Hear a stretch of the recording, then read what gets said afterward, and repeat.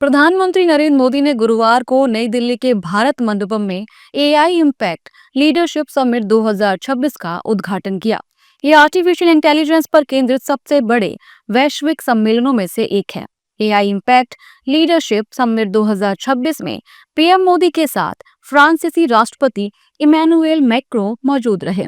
PM Modi ने अपने संबोधन में कई बातें कही। पीएम मोदी ने कहा कि समिट का भारत में होना गर्व का विषय है। उन्होंने कहा कुछ लोगों को एआई में भय दिखता है, लेकिन भारत को एआई में भविष्य और भाग्य दिखता है। आज दुनिया में दो तरह के लोग हैं। एक, जिन्हें एआई में भय दिखता है, वो हमेशा वैसी बात करते हैं। ऐसे लोग जिन्हें एआई में भय दिखता है, और दूसरे वो जिन्हें एआई में भाग्य दिखता है। और साथियों, मैं जिम्मेवारी के साथ कहता हूं, गर्व के साथ कहता हूं, हमें भय नहीं, भारत को एआई में भाग्य दिखता है, भारत को एआई में भविष्य दिखता है। इस समिट का भारत में होना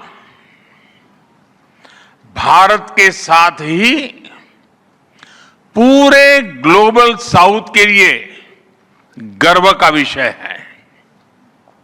इस समिट में एआई जगत के हुज हू यहां पर मौजूद है।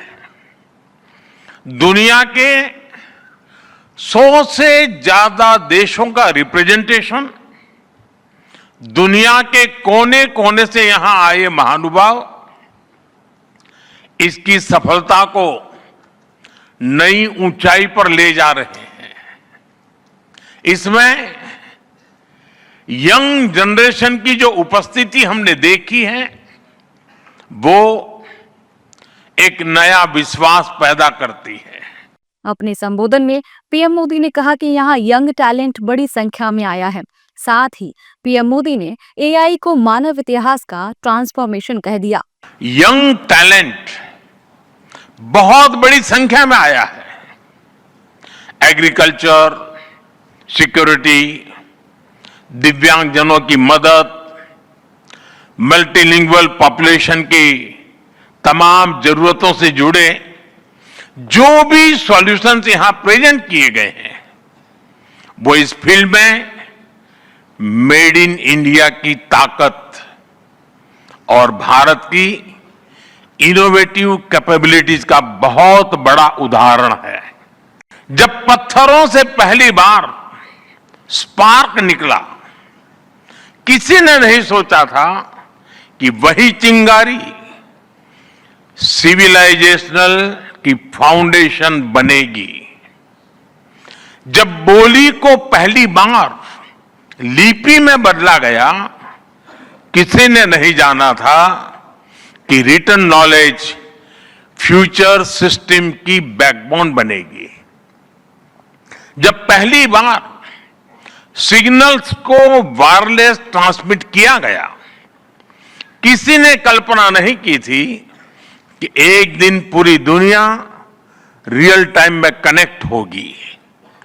साथियों, आर्टिफिशियल इंटेलिजेंस मानव इतिहास का ऐसा ही ट्रांसफॉर्मेशन है। पीएम मोदी ने कहा कि एआई संसाधनों को इंटेलिजेंट बना रही है, जिससे लोगों को बहुत मदद मिलेगी। और वो टर्निंग पॉइंट सभ्यता की दिशा रीसेट करता है, और वहीं से विकास की रफ्तार बदलती है। सोचने, समझने और काम करने के पैराडाइम बदलते हैं। और दिलचस्प बात यह है, जब हम ट्रांसफॉर्मेशन के उस दौर में होते हैं, तब उसके वास्तविक इंपैक्ट का अंदाजा भी नहीं होता। जब पत्थरों से पहली बार स्पार्क निकला, किसी ने नहीं सोचा था कि वही चिंगारी सिविलाइजेशनल की फाउंडेशन बनेगी। जब बोली को पहली बार लिपि में बदला गया। किसी ने नहीं जाना था कि रिटन नॉलेज फ्यूचर सिस्टम की बैकबोन बनेगी। पीएम मोदी ने सर्वजन हिताय सर्वजन सुखाय की बात कहते हुए एआई के सकारात्मक और नकारात्मक पहलुओं पर भी अपनी बात रखी। हम आर्टिफिशियल इंटेलिजेंस के साथ क्या करते हैं, ऐसे प्रश्न मानवता के सामने पहले भी आए हैं। सबसे सशक्त उदाहरण है न्यूक्लियर पावर। हमने उसका डिस्ट्रक्शन भी देखा है और सकारात्मक कंट्रीब्यूशन भी देखा है। एआई भी एक ट्रांसफॉर्मेटिव पावर है। दिशाहीन हुई तो डिसरप्शन, सही दिशा मिली तो सॉल्यूशन। एआई को मशीन सेंट्रिक से ह्यूमन सेंट्रिक कैसे बनाएं,